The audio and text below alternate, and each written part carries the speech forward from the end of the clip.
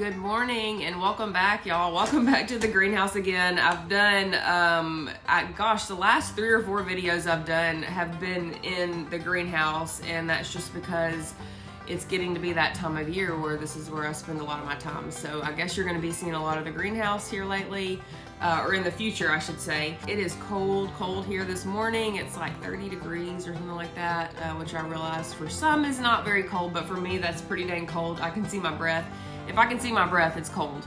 So I'm trying to stay warm. I'm a little bit warmer in the greenhouse. The doors are open, and I do have one busted window that I need to fix. But I wanted to run out here and try to shoot a video on the plant sale and how I'm preparing for the plant sale coming up. Because I've noticed that I've had quite a few people watching the video I did last year about the plant sale.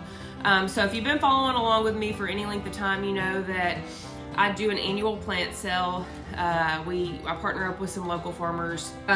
Last year was the first year that I really went into it with a business mindset, trying to make a profit, trying to make a name for myself, for our farm. Years prior to that, it's been more just for fun, because I enjoy starting seeds and I enjoy selling plants, and it's really just been, I don't know, a fun thing to do to be around other farmers and sell plants. But now that we are trying to be a legitimate market garden, legitimate farm, make a profit, I'm going into it with a little bit of a different mindset. But anyways, I've noticed that people are going back and watching that video because I did make a video. Oh gosh, you hear the pigs. They're fighting over their food. I think she is pregnant, by the way. If you watched my last video, I said I didn't think she was pregnant, but I think Tyler's right. I think she's pregnant, so be on the lookout for that. Did a video about the plant sale last year, things I learned from the plant sale, things I would be changing for this year's plant sale. And I've noticed people are going back watching that. I've had a few comments on it. So I thought it would be good to just go through and talk to you guys today about things I'm thinking about preparing for the plant sale. The plant sale we do is mid-April. I generally start seeds or starting seeds mid-February, beginning of February, mid-February. So it's coming up. I've definitely plant sales on my mind here lately. I've taken a few notes, things for myself, so hopefully I won't forget them. I've gone back and watched my old video, just trying to think about the things that I thought about after the last plant sale that I want to change for this year. So yeah, I just wanted to talk through that. So hopefully it'll be helpful for you guys if you're wanting to do your own plant sale or you're wanting to partner up and do a plant sale with someone else. So I think that the first thing that should be on your radar, and the thing that you should really be thinking about before you ever even purchase your first packet of seeds is how are you going to sell them? If you don't have a market and you don't have a way to sell your product, it's really just a waste of your time, right? Because we can all start thousands of seeds. You could have thousands of plants. But if you don't have a plan set in place of how you're actually going to sell them, how you're going to get the word out, then it's really just been a waste of time and money, because it gets pretty expensive starting seeds. So the first year that I ever sold any plant start was totally on a whim. Knox is my 6-year-old, and he and I had started a whole bunch of tomato plants, or a whole bunch of tomato seeds. We had, gosh, I don't know how many hundreds of tomato plants. My initial plan was not to sell any tomato plants. It was just to start seeds with my son, to have something fun to do. We were going to plant them together. We were going to start a garden together. But then we ended up with all of these extra plants. And just on a whim, I put it out on Facebook. I put it out on social media and was able to sell quite a few plant starts that way. So I think social media is a legitimate way to sell plant starts. There's all sorts of platforms that you could sell on, depending on what platform you're on. It's a good way to advertise. It's a good way to get the word out. So that's definitely an option. The way that I sell plant starts now is we are fortunate enough to have a local farm in town, in a neighboring town, that puts on a plant sale every year. But basically we just pay a vendor fee. All of us farmers come together one day, mid-April, and we all sell our plant starts. It works out really well because it's been going on for several years now. People just know, people in the community know, and every year it gets a little bit bigger. Every year it gets a little more successful. And so that's how I sell my plant starts. That would be definitely something that I would recommend looking into if maybe there's anybody in your town or neighboring town that does something like that. Reach out to them. That's all I did. I just reached out on a whim to Kim, who does our plant sale every year, and she was more than happy to welcome me in, and now I'm just part of that group that does the sale every year. If you don't have an opportunity to do something like that, I would consider starting something up yourself. You could always reach out to local farms that you know, see if they're interested in something like that, and try it out yourself. See what happens. Something else I've seen people do are plant yard sales. There's actually a neighborhood close by to us, and they actually sell house plants. And he does a plant yard sale like maybe every Saturday. I don't know. I've been meaning to go and I haven't been yet. But he posts it on social media, and he puts out yard signs just like he was going to have just a regular yard sale, and it's a plant yard sale, and people come and they buy his house plants that he's propagated. So that might not be a bad idea, is to do a plant yard sale. You could do it one weekend, play it up really big, advertise it, put posters out, advertise it on social media, or you could stretch it out through multiple weekends or weekdays, or however that works for your schedule. That would be probably pretty successful. I think it's important to mention too is don't limit yourself to one avenue to sell. A couple weeks before and then a few weeks after the plant sale, I'll offer people to come out to my greenhouse, shop my greenhouse. And then I'll have, local people, some friends and whatnot, they'll come out and they'll shop the greenhouse. And that's another way I can sell plants successfully. So don't limit yourself to one thing. It's totally fine to do multiple things. The goal is to sell all of your starts, right? You don't limit yourself on how you're going to sell them. So once you know how you're going to sell, or you have a plan in place for how to sell, I think that the second important thing is to decide what you're going to sell, okay?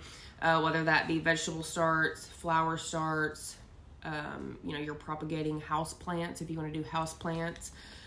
Decide what you're going to sell. That can get really exciting and really overwhelming at the same time, because we can all start all of the things, right? You could start a little bit of everything, or you could start a lot of everything, and that gets really overwhelming. I think that my best piece of advice, especially if you've never done a plant sale, you've never tried to sell plant starts, would be to start small. And that may not be what you want to hear, but I think that that's really the best advice. I have a little bit of an advantage, I feel like, because I've been doing this for a few years and I'm starting to learn what my customers want, because that matters. So if you know how you're going to sell your plants, right? Step one, know how you're going to sell them. You might have a good idea of knowing who your customer base is, and that really should determine what you're going to sell, what seeds you're going to start, and what you're going to sell. It can be really tempting to start all the things that you really love, or all of those really fun, unique varieties. But if you have a customer base that is used to, those Better Boy tomatoes that you can get at the Feed and Seed, and they don't want your crazy striped tomato that looks funny and they've never heard of. If you started 300 of that crazy striped tomato, you're going to go home with 300 of that crazy striped tomato if your customer base is used to just kind of those generic varieties, right? Know what you're going to grow, but that kind of goes into, y'all, got dirt under my fingernails. I've been out in the garden. That goes into trying to know who your customer base is, and that just comes with time and experience. I know my customer base. I know, I feel like I have about a 50-50 split between, it seems to me, in my experience, the younger generation, they do like to try those unique varieties, the things that they've never seen or heard of, or the cool colors or the cool designs on the fruit or whatever, But I also have that older generation that really seems to, they know what they want, they know what they like, and they don't want to try anything new. And that's okay, that's totally fine. It helps me to know that. And I'm actually starting quite a bit of things this year that I've never grown before that you can get at the local feed and seed store. I mean, me personally, that's not a lot of fun because I like to try the different things and the fun things. But it doesn't matter because I want to grow what's going to sell, right? Because I'm trying to make a profit. Other thing is with knowing what you're going to grow is to grow appropriate things, seasonally appropriate things, right? The plant sale that I'm doing is going to be mid-April, and it's for summer plant starts. So I'm going to be doing mainly tomatoes, mainly peppers. I'm going to do maybe a few flowers. And then I've got a couple other ideas in there. But they're summer things. I'm not going to start a bunch of brassicas or spinach or things that don't do well in the heat of the summer. Just because you can sell it doesn't mean that you should sell it, right? You want to set your customer up for success, so make sure that you're offering seasonally appropriate things. Because your customer will remember you. They'll remember that you were the one that was there just to make a dime, and was there just to sell them whatever plant start, whether or not it was going to work out for them. Cat's in here. So make sure you're selling seasonally appropriate things. Set your customer up for success. Once you know how you're going to sell your plants, what you're going to grow, you need to kind of have an idea of how much you're going to grow. And again, that can be kind of difficult if you're just starting out and you've never grown plant starts. So again, I would recommend starting small because growing plant starts can get pretty expensive. If you think about it as, the seed packet, typically a seed packet is not very expensive, relatively speaking. But you buy your seeds, you buy your seed starting mix, which can get pretty expensive. You may be buying some fertilizer. There have been times where I have bought fish emulsion and I fertilized with a little bit of fish emulsion if I feel like they need it. And then if you're putting your plants into pots, plastic pots, those get really expensive. I have spent several hundreds of dollars on just the pots alone. So it gets pretty expensive the more plants you start. So trying to have an idea of how many plants you're going to be successfully selling, because again, we can all grow plant starts. We can grow hundreds, thousands of plant starts, but can you actually sell them? So try to get an idea of how many you're going to actually sell. Don't go overboard. It's really easy to go overboard because it's fun. But again, sometimes that just comes with a little experience and looking at your past sales and how that goes. The fourth thing you really need to think about, if you've not been thinking about it, think about it now, is supplies. Supply shortages, it's not a new thing anymore. I've talked to a couple of local nurseries and whatnot, and they're still seeing some supply shortages. So think about your supplies. How are you going to start your seeds? Are you going to be starting them in plug trays? Are you going to be soil blocking? Do you have your plug trays? Do you need to buy them? Do you need to buy a soil blocker? Do you have your seed starting mix? Do you know where you're going to source that from? Go ahead and look into that. See if you can purchase it now ahead of time. Try not to go overboard. Try not to overbuy because that's just money you're wasting. And it's also supplies you're taking away from other people when supplies are so limited right now. What else? The pots that we just talked about, any sort of amendments, fertilizer type stuff that you may use. I don't know, different people use different things. Like I said, I have used a little bit of fish emulsion in the past. That's typically all I'll use. Grow lights, grow mats, racks to put your trays and things on. Heaters. I have to heat this greenhouse. I use, last year I used 2 heaters. I actually went to test them out a couple weeks ago. One of them was no longer working, which was honestly not a surprise. It was a hand-me-down from someone. So it lasted me one season, which is fine because it was free. But I need to look into getting another heater. I should have already done that. Like I'm telling you, I should already have all of my supplies ready. For the most part, I do. But yeah, think about supplies. Think ahead of time so you're not in a scramble to get something. You know, you need something now, you can't find it locally, you have to order it. There's shipping delays, or maybe whoever you're trying to buy it from doesn't have it anymore because we have supply shortages. So think about supplies now, okay? The fifth thing you really need to think about is, when do you start your seeds? I don't know when you're thinking about selling your plant starts. I don't know what your growing zone is. Here, I'm considered zone like 7B-ish. And I typically will start my summertime crops in February. And beginning to mid-February, sometimes into later February, depending on what it is. My seed sale that I typically, or my plant sale that I typically do, is mid-April, and that's also about the time that we put our plants into the ground. That's mid-April is typically about our last frost time around here in Central Arkansas. So think about when you're going to start your seeds. It's very important because you don't want to come to a plant sale with a teeny little seedling, but you also don't want to offer those giant plants that should have gone into the ground a long time ago. A lot of times those look really cool, and people that don't have a lot of experience think that those are awesome, but really it goes back to, you want to be able to offer a really good quality product, so you want it to be at that sweet spot. In terms of size, you don't want it to be like just dying to go on the ground. It's so big, it's so ready to go on the ground, you're just like dying to sell it because you know it needs to go on the ground so soon.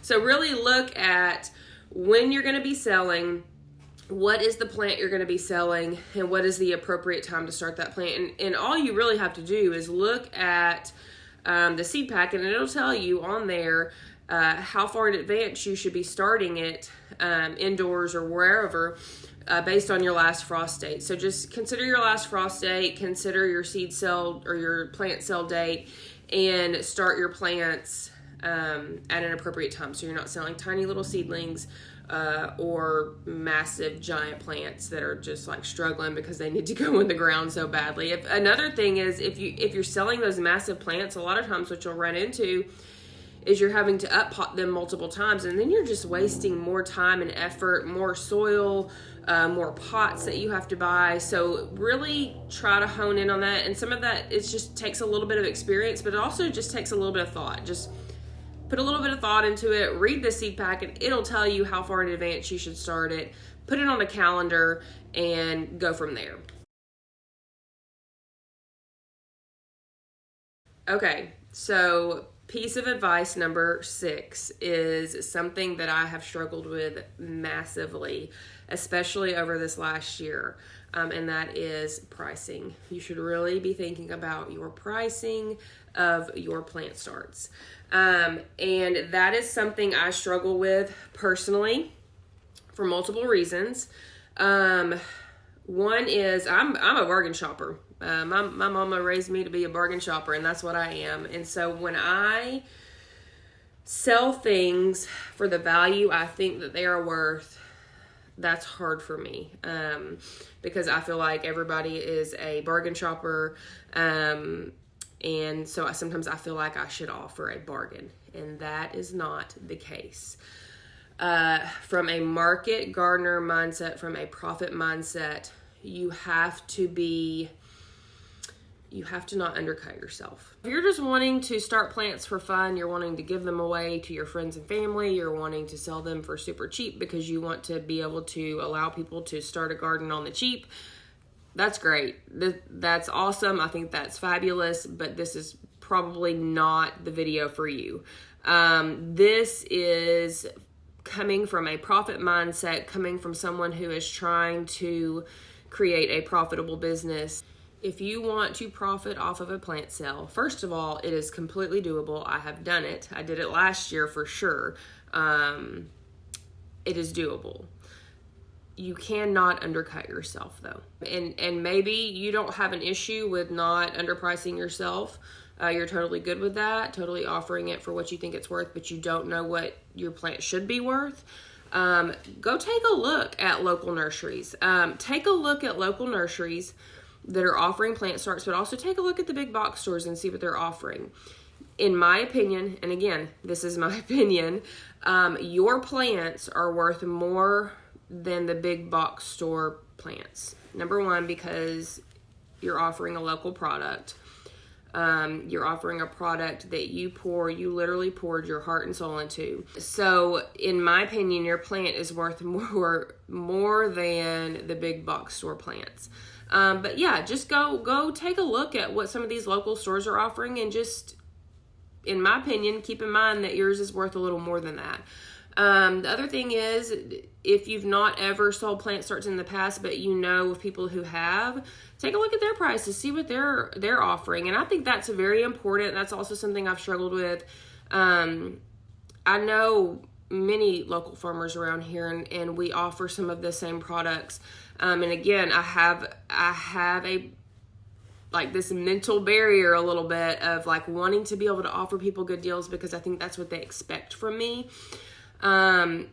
But in reality, something you have to think about is that's not fair to your fellow farmers if you are really undercutting them. If they're selling the same thing for a certain price and you do truly believe that product is worth that price, but you just feel bad about not offering a deal to your friend or whatever, so you sell it really cheap, that's not fair to that other farmer. You are highly undercutting them, and that's something that I've had to kind of come to terms with. Come up with a price that you feel is fair. There is no right or wrong answer there. It's just what you feel is fair. And that's something in the vendor group or the plant sale that I'm part of, we actually discuss that. We have an email chain every year where we'll talk about different things, and we discuss prices because we don't want to undercut one another. We want to be fair to one another. It doesn't mean that we are required to have a certain price for tomato plants or whatever. But it's just something that we're all cognizant of, and we want to be fair to other people. Go into your plant sale knowing what your price is, okay? You need to make up your mind now. Are you going to bargain? Are you going to allow people to bargain with you? If you want to, that's totally fine. What I plan to do this year is to have my set price.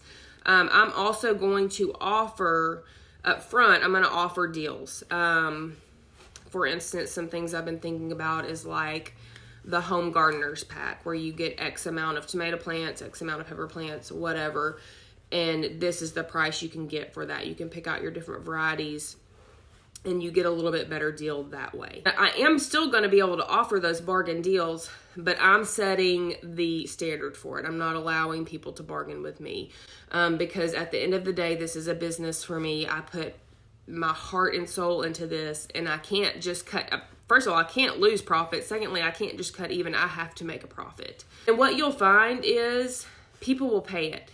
People that come to the plant seller, people that come to you, they'll pay it. And you may have that occasional customer that gives you a hard time about your prices. That's fine. That's just not the customer for you. That's the bargain shopper, and that they're not wrong either. Like I said, I'm a bargain shopper too, but I'm just not willing to bargain on this because this is my business and this is my livelihood at this point. And the way I can justify that is, well, I am offering bargains. This is my bargain deal. Buy the homesteader pack or the home gardener pack or whatever, and so you can get your bargain that way. The other thing you'll find is, if you get into the habit of allowing people to haggle with you to a point where you're just cutting even or you're really not making a profit, they'll remember that. And they're going to come back to you next year and they're going to expect that same thing. So set your standard now. I made the mistake in the past of not valuing my product at what it really should have been valued at, and allowing people to essentially come in and pay me little or nothing for my plant. That's what I did the very first year, because I wasn't really confident in my product and I felt bad about it, and felt bad about asking so much money. And people remember that and they come back to you, and when all of a sudden you are asking the price that it's worth, that upsets them too, because they expect something from you. You have set a standard. So go ahead and set your standard early that this is your product. It is a good product. This is what it's worth. These are my bargain deals. Take it or leave it. I think you'll be pleasantly surprised that people are willing to pay what your product is worth. Last piece of advice I have for you is to start thinking now about your setup. And this is something I talked about in the video I did last year after my plant sale last year, and I'll link that video down below. A poor booth setup, and I'm saying booth because that's what we're gonna have. We're gonna have a tent. We're actually probably gonna have 2 tents this year if we're able to, if that's allowed, with tables, and our products are gonna be set out. The setup, the way it looks, the aesthetics of it, that all matters. And that's something I really took a lot of mental note on, and then I came and jotted it down on paper when I got home last year. My booth setup wasn't great. It was crowded. The plant sale last year was huge, bigger than it's ever been. I mean, overwhelmingly big, which is a good problem to have, but it was just masses of people. I expect it to be the same way, if not bigger this year. So if you don't have a good flow, if your booth is crowded, if it's hard to understand, if it's hard for people to pick out different varieties because they're not properly labeled, or if the flow is just not good, that's going to be detrimental to your success. So think now about ways that you can make it super easy, so simple for your customer. They can come in, they already have an idea of some of the things they want to get. They may not know like specific varieties of things they want to get, but they know they want to get some pepper plants. Make it easy for them to come in and see, oh, this is where the peppers are. These are the different varieties. Even potentially have something there telling them, this is X variety and this is what it's good for. It's hot or mild or whatever. Because what will happen is people will want to ask you questions, but you're busy with somebody else trying to, ring them up, check them out. They get frustrated because they don't want to wait. They have questions about the product, and so they just move on. So if you have all that information up front for them, chances are you're going to come out better. They're going to get their questions answered. Obviously, it would be nice if you were there to help them, but you're only one man, and so you can't be all the places at one time. So think about that. Easy flow, easy information for people. Another thing we ran into last year was we pretty much just crammed. I tried to separate things by variety, but we, packed all of our brandy wines just right in there together. Well, people freak out a little bit if they think they're not going to get what they want. And so people start ripping plants out. I ended up with some damaged plants. So this year I'll be cognizant of that. I'll make sure that things are spaced out a little better. Hopefully we won't have any damaged plants. Hopefully people won't freak out. Everybody will get what they want. Another thing to think about is payment. How are you going to accept payment? Last year we did cash. We had PayPal and also had the Square app. Had card readers for both PayPal and the Square app. We even did, you can go back and look at that old video that I'm going to link. Talked about QR codes. I had QR codes for people to scan. That way it pulled up our payment. They just scanned the code. It pulled up our PayPal or our Venmo or whatever Square app. And then they could just PayPal me or Venmo me or whatever that way. So think about payment. That's really important. If you can, you want to offer card payments, because a lot of people don't carry cash anymore. They carry card. It's really easy to get a lot of those card readers. You can get them for free, but again, think about it up front, because if you don't, those things have to ship to you. It takes time. And it's just something you want to think about and have prepared up front. Test it out up front. That was something I didn't do. I didn't test it out. In the first few payments, I was kind of fumbling through it because I didn't really know how to use a card reader or whatever. Figured it out pretty quick, thank goodness, but it's something that you really should just practice up front. Okay, y'all, that's what I have for my tips for success for a plant sale. I hope it's helpful for you. I'm going to be using all these same tips myself. A lot of them I've already got in play, things I'm thinking about, things I'm planning for. I hope this encourages you to try to sell plant starts if you've not ever done it, but you want to. It is profitable. You just need to think about things on the forefront, get some things set in place, get some processes set in place in the beginning, and it can be very profitable for you too. Tyler just came with the dump trailer. We've got to go pick up some compost to finish out those beds in the tunnel, which I'm going to be doing a video about. So we better go get to work on that. We will see y'all next time. Bye. Is who are you selling to? So before I get started, these are just things on my mind. So before